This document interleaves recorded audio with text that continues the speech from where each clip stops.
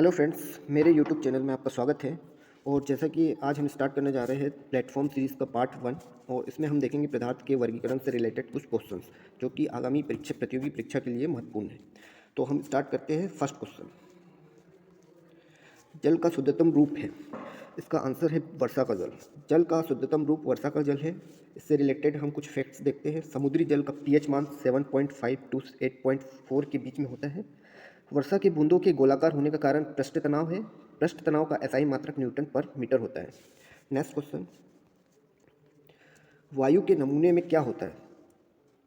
Answer is D, oxygen, nitrogen, carbon dioxide, जलवाष्प और कुछ अक्रिय गैसें। इससे रिलेटेड फैक्ट देखते हैं हम। वायु में विभिन्न गैसों का अनुपात सामान्यतः 78% nitrogen, 20% oxygen, 0.03% carbon dioxide, 0.93 argon तथा अन्य गैसें पाई जाती है। वायुमंडल का सर्वाधिक स्थायी तत्व जल वाष्प है।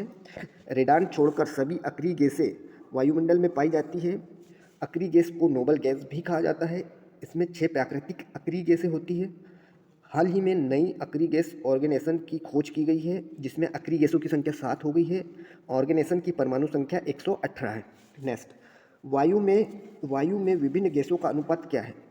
इसका राइट आंसर है सी, अलग अलग स्थानों पर अलग अलग। जैसा कि हम सभी जानते हैं, वायु में विभिन्न गैसों का अनुपात अलग अलग स्थानों पर अलग अलग होता है, लेकिन सामान्यतः 78% नाइट्रोजन होती है, 21% लगभग ऑक्सीजन, आर्गन 0.93% होती है जो कि एक अक्रिय गैस है, 0.03% कार्बन डाइऑक्साइड होती है तथा अन्य गैसेस में पाई जाती है। हम सभी जानते हैं वायु एक सममांगी मिश्रण है। वायु में विभिन्न गैसों को प्राप्त करने के लिए प्रवाजी आसवन विधि का प्रयोग किया जाता है। यह क्रायोजेनिक पृथक्करण विधि है। इस विधि का प्रारंभ सर्वप्रथम कार्ल वॉन लिंडे ने किया था। नेक्स्ट क्वेश्चन, लोहे की वस्तुओं में जंग क्या बनने से लगती है? इसका राइट आंसर है फेरस और फेरिक हाइड्रोक्साइड का मिश्रण। अब इससे रिलेटेड फैक्ट देखते हैं। लोहे की वस्तुओं पर जंग फेरस और फेरिक हाइड्रोक्साइड के मिश्रण के कारण होती है। यह एक रासायनिक परिवर्तन है। रासायनिक परिवर्तन वैसा परिवर्तन है जिसमें किसी पदार्थ के रूप, रंग या गुण हमेशा के लिए बदल जाते हैं, अर्थात नए पदार्थ का निर्माण होता है।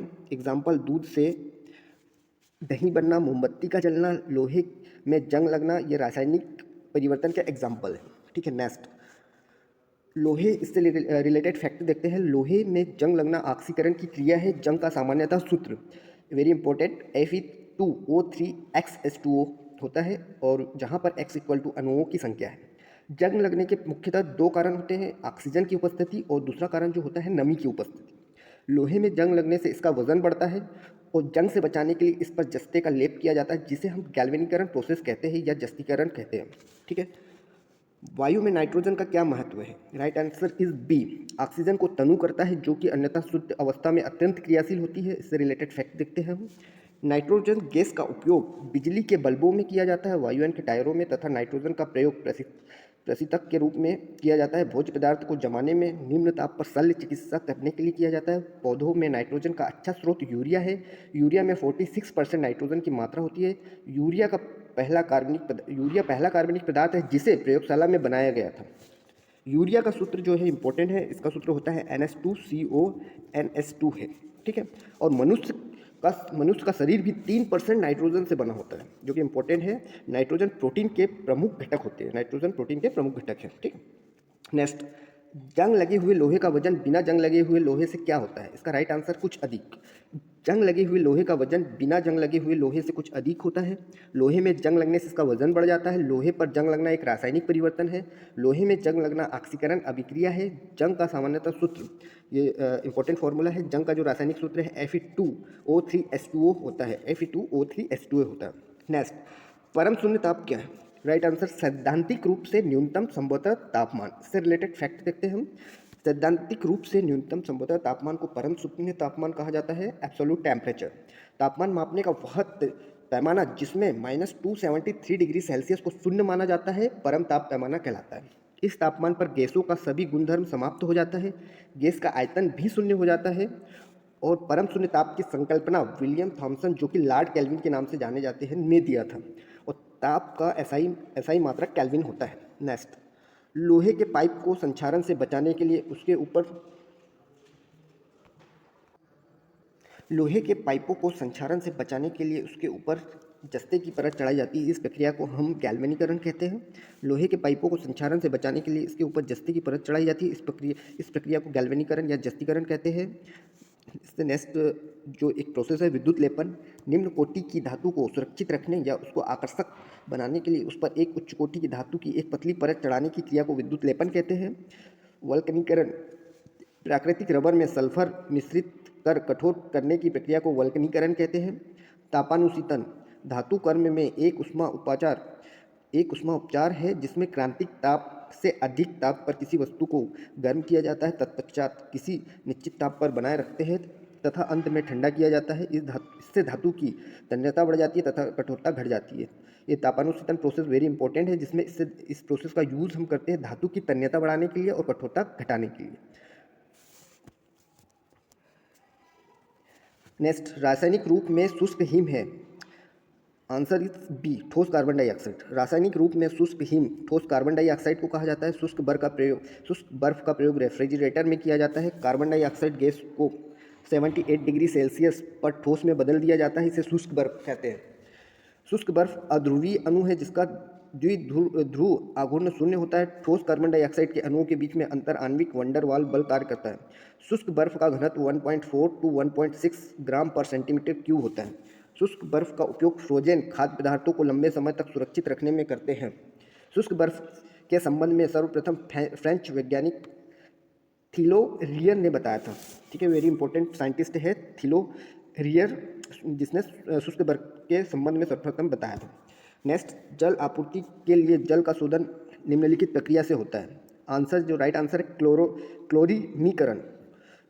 इससे रिलेटेड फैक्ट देखते हैं हम। जल आपूर्ति के लिए जल का शोधन क्लोरीनीकरण प्रक्रिया से होता है। क्लोरीन गैस फूलों का रंग उड़ा देती है। क्लोरीन का उपयोग अनेक कार्बनिक यौगिक औषधियों, शाकनाशी तथा कीटनाशी के संश्लेषण में होता है। ब्रोमीन का उपयोग एथिलीन ब्रोमाइड के संश्लेषण में होता है। जल का शुद्धिकरण आसवन विधि से किया जाता है। आसवन मिश्रित द्रव के अवयव को वाष्पन सक्रियता के अंतर के आधार पर अलग करने के लिए यह एक विधि है। यह भौतिक पृथक्करण विधि है। प्रभाजी आसवन से कच्चे तेल से अन्य अवयव प्राप्त करते हैं जैसे पेट्रोल, डीजल, केरोसिन इत्यादि। आसवन विधि से वायु के घटक गैस प्राप्त होते हैं। इस विधि को किण्वित उत्पादों से शराब प्राप्त करते हैं। नेक्स्ट, क्लोरीकरण क्या होता है? इसका जो आंसर है बी, अशुद्ध जल में थोड़ा सा क्लोरीन डालना। यह प्रोसेस क्लोरीकरण कहलाती है। अशुद्ध, इसके इफेक्ट देखते हैं। अशुद्ध जल में थोड़ा सा क्लोरीन डालना क्लोरीकरण कहलाता है। जल क्लोरीकरण विधि से क्लोरीन के यौगिक अशुद्ध जल में जोड़ते हैं जैसे सोडियम हाइपोक्लोराइड, ब्लीचिंग पाउडर इत्यादि। इस विधि द्वारा जल जनित रोग उत्पन्न करने वाले प्रमुख जीवाणु, कीटाणु, विषाणु को मारा जा सकता है। ठीक है, इससे जल जनित रोग जैसे डायरिया, कॉलरा, टाइफाइड के होने की संभावना कम की जा सकती है। जल में जब क्लोरीन जोड़ा जाता है तो हाइपोक्लोरस अम्ल, HOCl, हाइड्रोक्लोरिक अम्ल, HCl का निर्माण होता है, जो माइक्रोस के लिए, जो बैक्टीरियाज होते हैं उनके लिए विषैला होता है। और स्विमिंग पूल, कुआं, झरना इत्यादि में क्लोरीन डालकर शुद्ध करने की प्रक्रिया को साफ क्लोरीकरण कहते हैं। ठीक है। नेक्स्ट, उच्च तापमान तथा दाब पर गर्म करने से मोमीय ठोस में बदल जाने वाली गैस कौन सी है? Right answer ethylene. उच्च तापमान पर तथा दाब पर गर्म करने से मोमी ठोस एथिलीन में बदल जाने वाली गैस है। एथिलीन का आविष्कार बेचर ने किया था। इसका अणुसूत्र C2H4 है। इससे polythene, ethylene dichloride, ethylene oxide तथा मस्टर्ड गैस के निर्माण में होता है। ठीक है। प्राकृतिक रूप से फलों को पकाने वाली गैस है। क्लोरीन गैसीय अवस्था में पाई जाती है। यह दम घुटने एवं विषैली गैस है। यह ब्लीचिंग पाउडर के निर्माण तथा पेयजल को शुद्ध करने में भी प्रयोग की जाती है। हाइड्रोजन सबसे हल्की गैस होती है। एसिटिलीन का प्रयोग कृत्रिम रूप से फल पकाने में होता है। नेक्स्ट, रासायनिक परिवर्तन की प्रक्रिया है। इसका राइट आंसर सी है, मोटर कारों में पेट्रोल का दहन। रासायनिक परिवर्तन वह प्रक्रिया है जिसमें मोटर कारों में पेट्रोल का दहन होता है। रासायनिक परिवर्तन जैसा परिवर्तन है जिसमें किसी पदार्थ के रंग, रूप या गुण हमेशा के लिए बदल जाते हैं, अर्थात नए पदार्थ का निर्माण होता है। दूध से दही बनना, लोहे में रंग लगाना, मोमबत्ती का जलना इत्यादि। पेट्रोलियम का शोधन प्रभाजी आसवन विधि द्वारा किया जाता है। इसमें 70 डिग्री सेल्सियस तथा पेट्रोल 170 डिग्री सेल्सियस पर, केरोसिन 270 डिग्री सेल्सियस पर डीजल प्राप्त होता है। यह क्वथनांक के आधार पर घटकों का पृथक्करण करता है। 10% इथाइल एल्कोहल एवं 90% पेट्रोल के मिश्रण को गैसोहोल कहते हैं। नेक्स्ट इंपॉर्टेंट, 10% इथाइल एल्कोहल एवं 90% पेट्रोल के मिश्रण को गैसोहोल कहते हैं। नेक्स्ट, महासागरों से शुद्ध जल किस विधि से प्राप्त होता है? राइट आंसर इज आसवन बी। महासागरों से शुद्ध जल आसवन विधि से प्राप्त किया जाता है। जब द्रव को गर्म किया जाता है तब वह वाष्प में परिवर्तित होता है, और जब वाष्प को ठंडा किया जाता है तो यह पुनः जल में परिवर्तित होता है। ऐसी क्रिया को आसवन कहते हैं। और प्रवाजन आसवन विधि से पेट्रोल, डीजल, कैरोसिन तेल प्राप्त होता है। नेक्स्ट, किस प्रक्रम द्वारा कच्चे तेल से गैसोलीन प्राप्त किया जाता है? राइट आंसर इज बी, प्रभाजी आसवन।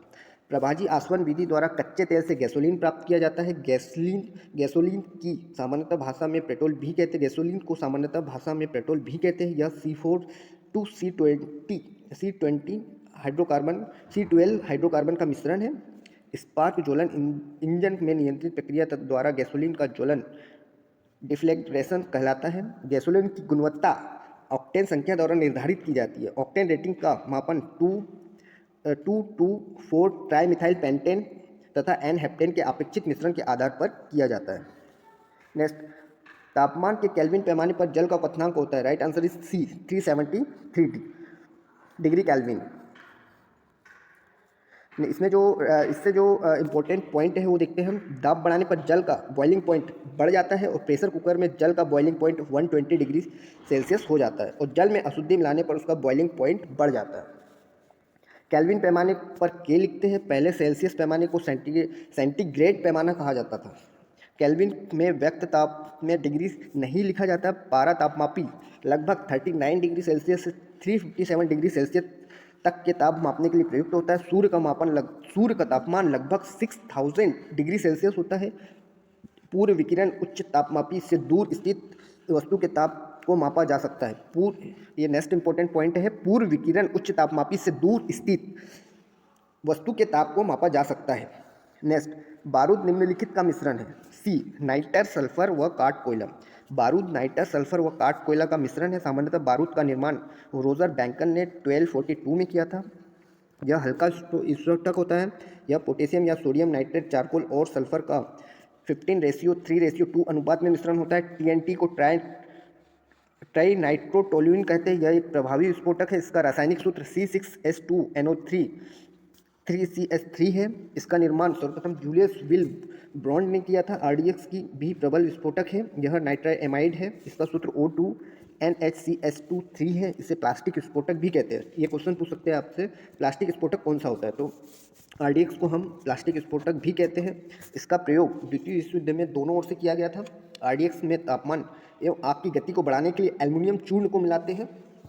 RDX विस्फोट की उष्मा 1510 किलो कैलोरी प्रति किलोग्राम होती है। RDX का पूरा नाम, ये इंपॉर्टेंट है, रिसर्च एंड डेवलप्ड एक्सप्लोजिव है। नेक्स्ट क्वेश्चन, किस ठोस वस्तु को गर्म करने से उसका सीधे गैसीय रूप में परिवर्तित हो जाने का प्रक्रम कहलाता है? राइट आंसर उद्पातन सी। किसी ठोस वस्तु को गर्म करने से उसका सीधे गैसीय रूप में परिवर्तित हो जाने की क्रिया ऊर्ध्वपातन कहलाती है। ठोस से उष्मा का संचरण चालन विधि, इंपॉर्टेंट पॉइंट है, ठोस में उष्मा का संचरण चालन विधि द्वारा होता है। पदार्थ की वह भौतिक अवस्था जिसके आकार एवं आयतन दोनों निश्चित हो ठोस कहलाता है। कुछ ठोस पदार्थ नर्म करने पर सीधे ठोस रूप में से गैस बन जाते हैं, इसे ऊर्ध्वपातन कहते हैं, जैसे आयोडीन, कपूर, अमोनिया क्लोराइड, नैप्थेलिन, फेरोसिन आदि। कपूर का आसानी से शोधन करने का प्रक्रम है। Right answer A, ऊर्ध्वपातन। ऊर्ध्वपातन प्रक्रम द्वारा कपूर का आसानी से शोधन किया जाता है। कपूर, आयोडीन, अमोनिया क्लोराइड एवं ठोस कार्बन डाइऑक्साइड का शोधन ऊर्ध्वपातन विधि द्वारा करते हैं। क्रिस्टलन विधि में अणु या परमाणु ठोस के रूप में आ जाते हैं तथा एक निश्चित जालक संरचना से जुड़ जाते हैं। नेक्स्ट, सर्वाधिक आघातवर्ध धातु है। राइट ऑप्शन डी, सोना सर्वाधिक आघातवर्ध धातु है। सर्वाधिक आघातवर्ध धातु के चार्ट ये दिए हुए हैं। सबसे ज़्यादा जो आघातवर्ध धातु है वो है सोना, फिर उसके बाद प्लेटिनियम, फिर उसके बाद चांदी, फिर aluminium, copper, tin, lead, zinc और आयरन। सर्वाधिक तन्यता धातु है। सबसे ज़्यादा जो तन्य धातु है वो है हमारी सोना, प्लेटिनियम, चांदी, फिर आयरन, निकिल, कॉपर, एल्युमिनियम। ठीक है, फिर उसके बाद आप देख सकते हो फिर सर्वाधिक जंग प्रतिरोध धातु। सबसे ज़्यादा जो जंग प्रतिरोधक है वो है सोना, फिर प्लेटिनियम, फिर चांदी, फिर मर्क्यूरी, कॉपर, लेड। चांदी सबसे अधिक विद्युत का सुचालक होती है। गोल्ड, प्लेटिनियम, सिल्वर तथा मर्क्यूरी उत्कृष्ट धातु है। ठीक है, चांदी एवं तांबा विद्युत धारा का सर्वोत्तम चालक है। वायुयान के निर्माण में पैलेडियम धातु प्रयुक्त होती है। इंपॉर्टेंट पॉइंट है, वायुयान के निर्माण में पैलेडियम धातु प्रयुक्त होती है। गैलियम धातु कमरे के ताप से थोड़ा ऊपर द्रव अवस्था में पाया जाता है। यह हथेली में लेने से पिघल जाता है। गैलियम हथेली में लेने से पिघल जाता है। सबसे भारी धातु ओस्मियम तथा हल्की धातु लिथियम। नेक्स्ट, दो या दो से अधिक धातुओं का मिश्रण कहलाता है। राइट आंसर मिश्र धातु, दो या दो से अधिक धातुओं का मिश्रण मिश्र धातु कहलाता है, जैसे जर्मन सिल्वर, पीतल, कांस्य। पारा का अन्य धातु के साथ मिश्रण को अमलगम कहते हैं। नेक्स्ट इंपॉर्टेंट पॉइंट, पारा का अन्य धातु के साथ मिश्रण को अमलगम कहते हैं। नेक्स्ट, मरकरी को लोहे के बर्तन में रखा जाता है, ठीक है, मरकरी को Hg को लोहे के बर्तन में रखा जाता है। कुछ प्रमुख अमलगम जैसे उनका उपयोग, जैसे जिंक अमलगम होता है, बैटरी में किया जाता है। टीन का उपयोग दर्पण या कोटिंग में किया जाता है। सिल्वर का दाग भरने में किया जाता है। सिक्का धातु जो होती है, इनमें सिक्का धातु 11वें वर्ग की धातु है, जैसे कापर, ओरम, एजी, ये सब क्या है, सिक्का धातु है। सेतु तत्व, मैग्नीशियम को सेतु तत्व कहते हैं। उभयधर्मी तत्व जिंक, एल्युमिनियम आदि है, ठीक है। और पोटेशियम, रुबिडियम, सीजियम, इनको क्षारीय धातु कहा जाता है।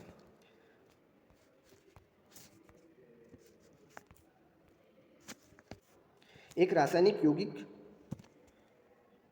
यौगिक जो दो तत्वों से बना होता है उसे क्या कहते हैं? Right answer A. एक रासायनिक यौगिक जो दो तत्वों से बना होता है वह द्विअंगी कहलाता है। यौगिक वह शुद्धतम पदार्थ है जो दो या दो से अधिक तत्वों के भार के विचार के एक निश्चित अनुपात में रासायनिक संयोग के फलस्वरूप बनता है, ठीक है। नेक्स्ट देखते हैं, जीवित तंत्रों के अध्ययन से संबंधित रसायन की शाखा के नाम क्या है? राइट आंसर जैविक रसायन। जीवित तंत्रों के अध्ययन से संबंधित रसायन की शाखा को जैविक विज्ञान कहते हैं। कार्बनिक तथा उसके यौगिक के अध्ययन को कार्बनिक रसायन कहते हैं। कार्बनिक के यौगिक तथा carbon dioxide, carbon monoxide, carbonate, bicarbonate को छोड़ के अन्य रासायनिक यौगिक के अध्ययन को अकार्बनिक रसायन कहते हैं। भौतिक रसायन में पदार्थों की संरचना एवं पदार्थ के एक रूप से दूसरे रूप में परिवर्तन से संबंधित सिद्धांतों का अध्ययन किया जाता है। नेक्स्ट, रसो चिकित्सा का संबंध निम्न से है। आंसर, रसो चिकित्सा का संबंध रोगों के उपचार में रसायनों का उपयोग और अध्ययन से है, जैसे जिंक ऑक्साइड, सल्फर, आयोडीन इत्यादि। जिंक ऑक्साइड का उपयोग मलहम बनाने के लिए किया जाता है। सल्फर का उपयोग चर्म रोग की दवाई में आयोडीन का एल्कोहल के मिश्रण पर टिंचर के रूप में एंटीसेप्टिक में होता है। सल्फर का उपयोग बारूद बनाने में किया जाता है। फलों को पकाने के लिए एथिलीन गैस, ये मोस्ट इंपॉर्टेंट है, फलों को पकाने के लिए एथिलीन गैस का प्रयोग किया जाता है। निक्षालन प्रक्रम में शामिल है, लीचिंग प्रक्रम, इसका राइट आंसर बी है। घुलनशील यौगिक को घुलना निक्षालन प्रक्रम में शामिल होता है। कपड़े पर लगे गाढ़े रंगों को हटाने के लिए ऑक्जेलिक अम्ल का प्रयोग किया जाता है। इंपॉर्टेंट पॉइंट है। जिस बिंदु पर किसी नेक्स्ट क्वेश्चन, जिस बिंदु पर किसी पदार्थ की ठोस, तरल तथा गैसीय रूपों का सह अस्तित्व होता है उसे कहते हैं। राइट आंसर सी, त्रिक बिंदु। ट्रिपल पॉइंट, जिस बिंदु पर किसी पदार्थ की ठोस, तरल तथा गैसीय रूपों का सह अस्तित्व होता है उसे त्रिक बिंदु कहते हैं। वह तापमान जहाँ जल की तीनों अवस्थाएं जैसे बर्फ, जल तथा वाष्प पाए जाते हैं, जल का त्रिक बिंदु कहलाता है। जल का त्रिक बिंदु 273 या 0.273 केल्विन या 0.01 डिग्री सेल्सियस है। जल का त्रिक बिंदु सर्वप्रथम जेम्स थॉमसन द्वारा, नेक्स्ट इंपॉर्टेंट पॉइंट, जल का त्रिक बिंदु सर्वप्रथम जेम्स थॉमसन द्वारा दिया गया था। यहाँ पर देखिए कुछ तत्वों के त्रिक बिंदु दिए गए हैं, आप देख सकते हैं। हिमांक, निश्चित ताप पर कोई द्रव ठोस में बदलता है उसे हिमांक कहते हैं। जल का हिमांक 0 डिग्री सेल्सियस है। गलनांक क्या होता है? निश्चित ताप पर जब कोई ठोस द्रव में परिवर्तित होता है उसे गलनांक कहते हैं। बल्ब का जो गलनांक पॉइंट है 0 डिग्री सेल्सियस है, ठीक है। प्राय गलनांक एवं हिमांक बराबर होते हैं। अशुद्धि को मिलाने पर गलनांक घटता है, दाब बढ़ाने पर क्वथनांक बढ़ता है। नेक्स्ट क्वेश्चन, किसी भी तत्व से जल के निष्कासन के प्रक्रम को कहते हैं? सी, राइट आंसर सी। किसी तत्व के जल के निष्कासन के प्रक्रम को निर्जलीकरण कहते हैं। ऑक्सीडेशन किसे कहते हैं? जैसे रासायनिक अभिक्रिया जिसमें कोई पदार्थ ऑक्सीजन के सहयोग करता है या विद्युत ऋणात्मक तत्व के सहयोग करता है या हाइड्रोजन का निष्कासन करता है, ऑक्सीकरण कहलाता है। निम्न में से क्या एक मिश्रण नहीं है? डी, ग्रेफाइट एक मिश्रण नहीं है। यह कार्बन का अपरूप है, इसमें चमक पाई जाती है, विद्युत का सुचालक है। यह प्लम्बो या इसे काला शीशा भी कहते हैं। यह प्रकृति में पाया जाता है। तापमान को 0 डिग्री सेल्सियस से कम करने के लिए बर्फ में क्या मिलाया जाता है? मिलाया जाने वाला पदार्थ है? Answer sodium chloride. तापमान को 0 डिग्री सेल्सियस से कम करने के लिए बर्फ में सोडियम क्लोराइड मिलाते हैं, नमक मिला देते हैं, ठीक है। सोडियम कार्बोनेट का उपयोग कागज उद्योग तथा ग्लास निर्माण में किया जाता है। उष्मा तथा दाब से हमेशा के लिए विरूपित किया जा सकने वाला पदार्थ है। राइट आंसर ए, ताप सुनम्य। वायुमंडल हवा का सबसे बड़ा घटक है। राइट आंसर बी, नाइट्रोजन, 78% पाई जाती है।